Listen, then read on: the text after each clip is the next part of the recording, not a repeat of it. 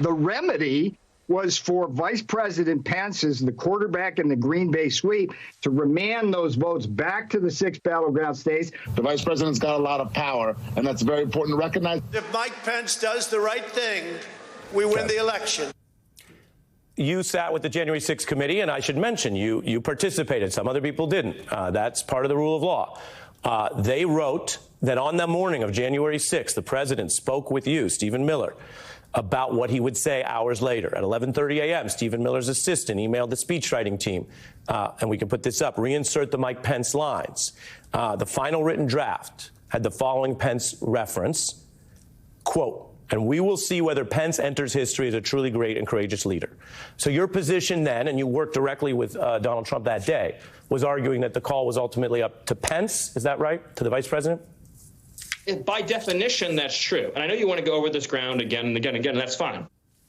Axiomatically, that's true, because that's why Congress came back and revised the law to make the vice president's role ceremonial rather than official, which it was in the original version.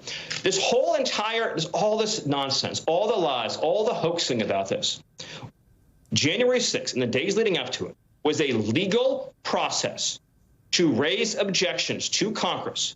Congress, if those objections were validated, would then send back to the states the opportunity to ratify an alternate slate of elections. It's a legal about that. I'm familiar with that. You said again and again, just to be clear, this is your first time on this program. So it's not again and again for us discussing it. This is us discussing newsworthy items that I don't know that you've always been asked about. So if you thought the vice president has that role and that's legal, and you've just emphasized that, and that stems from the Constitution, then I guess you must be fine with Vice President Harris making the call this January. Again, there's not just the vice president. The Congress itself has to vote on and ratify these propositions as well, too. So there's a role for the Congress, the House, the Senate. But you're good with Vice President Harris doing it this time, because you wrote that in the speech. More go ahead. More importantly, Ari, they rewrote the law. They rewrote the law. So the vice president's role has now been downgraded from official to ceremonial. But I just want to underscore. So you do feel differently. If Pence is the vice president, it's fine. If Harris is the vice president, it's not. I mean, that's what you're saying now. Again, people want to know what you think as they make their decisions about what to vote for. Go ahead. The law. They rewrote the law. Look, I care about my democracy every bit as much, if not more, than you.